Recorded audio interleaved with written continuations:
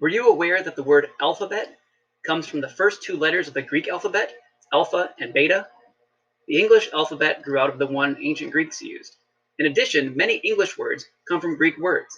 For example, the word telephone is a combination of the Greek word tel, meaning far off, and phone, meaning voice. Now see if you can match the following English words with their Greek roots. Even the way we write sentences originates in the language of ancient Greece. The rules of English grammar, punctuation, and paragraphs are all based on Greek writing. Additionally, Greek influence is apparent in today's literature. For instance, the Greeks created drama, including both tragedy and comedy. They also developed historical writing. Modern historians follow in the footsteps of great Greek writers such as Homer, Thucydides, and Herodotus, who is known as the father of history. Democratic government in the United States has its roots in ancient Greece. There are a number of differences, however, between American democracy and ancient Greek democracy. For example, in Athens, all citizens debated and voted on every issue. In the United States, citizens elect representatives to speak for them and create new laws. Another difference is that only native-born men could be Athenian citizens. But in the United States, all men and women born in the country are U.S. citizens, and immigrants can become citizens too. Now let's see how much you know about American democracy. The Greek concept of democracy, or rule by the people, began in Athens. The practice of citizens serving on juries also began in Greece. Athenians were proud that their government allowed citizens to control their own destiny, a belief that remains the basis of democracy today. A Greek man named Hippocrates changed how people regarded health and medicine. Hippocrates is often called the father of medicine. He brought a scientific way of thinking to his profession as a doctor. He believed that diseases had natural causes. He taught his students to carefully document observations of their parents. Even more important, Hippocrates established principles of medicine that are still relevant. Today, people who become doctors take the Hippocratic Oath, based on these ideas of ethical behavior. Doctors promise to be honest, to preserve life, and to keep information about their patients private. Now, let's see how much you know about the human body.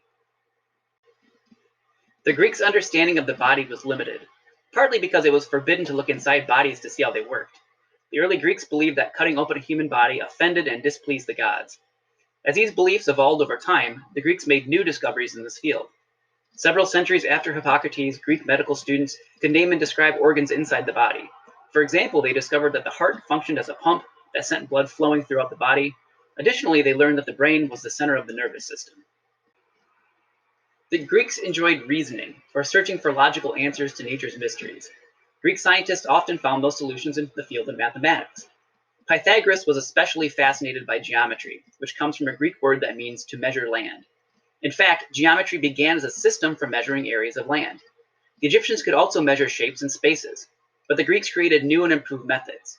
Using geometry, they could solve problems such as how much seed to purchase for planting, or how to most efficiently design a city.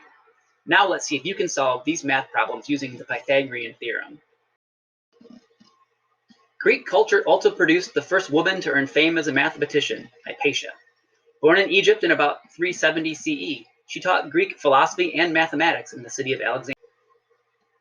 Astronomy, the scientific study of outer space, comes from the Greek word for star. Ancient Greeks were pioneers in this field. People in all civilizations observed the sun, moon, and stars, but a Greek scientist named Aristarchus was the first person to suggest that the Earth revolves around, or moves around, the sun. This idea agitated many Greeks who believed the Earth was the center of the universe. Now let's see how much you know about the solar system. Another Greek, Hipparchus, is often referred to as one of the greatest scientists of the ancient world. He studied and named more than 850 stars, and he also determined how to estimate the distances from Earth to both the sun and to the moon. His theories allowed later scientists to accurately predict eclipses of the moon. The word architecture comes from the Greek word that means master builder. Greek architecture was one of the achievements of the Golden Age of Athens. One notable feature was how the Greeks used columns to make their temples appear balanced and stately. Another feature was pediments, or the triangle shapes where roof lines connect. And a third architectural feature was decorated bands called friezes. Now let's see if you can identify these famous Greek-inspired buildings. Today, Greek styles are still used in many buildings. They are common in public structures such as government buildings, schools, churches, libraries, and museums. The U.S. Capitol has elements of Greek architecture, such as columns and pediments. The building that houses the U.S. Supreme Court is another example of a public structure that is influenced by Greek architecture. You can also find Greek architectural styles in homes and stores. For example, many houses have covered porches. The design of these porches reflects a feature of Greek architecture called a stoa, which is a covered line of columns. The word theater is derived from a Greek word that translates to a viewing place. Greek theaters were built as semicircles with rows of seats rising steeply from the stage so that everyone in the audience could see and hear. Similar techniques are used in theaters constructed today. In ancient Greece, there were only two types of plays, comedies and tragedies. To Greeks, any play that was lighthearted or had a happy ending was a comedy. It didn't necessarily have to be funny. Tragedies, on the other hand, were about much more serious issues, but could also include some jokes. Now let's see if you can categorize these movies based on the Greek definition of comedy and tragedy. The Greeks also invented special effects. For example, they used hoists to lift actors off the stage so that they appear to be flying. The Greeks also created scenery that revolved, which allowed them to quickly change where the action in the play was taking place. Perhaps the greatest Greek contribution to theater are their stories and plays themselves. Greek myths and tales have inspired writers throughout the ages, and Greek dramas are still performed around the world. Many modern sports trace their roots back to ancient Greece. The most famous example is the Olympic Games. The first Olympics were held in 776 BCE to honor the Greek god Zeus. Today's Olympic Games reflect ancient Greek customs. During the opening ceremony, an athlete ignites the Olympic flame. This custom comes from the time in ancient Greece when the first Olympic athletes lit a fire on the altar of Zeus. Numerous modern Olympic events originated from ancient Greece. One example is the pentathlon, which means 5 contests in Greek.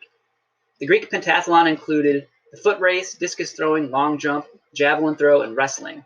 The Greeks invented this event to test the all-around athletic skill of its competitors. Although the 5 contests are different today, the pentathlon remains an Olympic event. Can you win our classroom competition by answering some questions about the Olympics?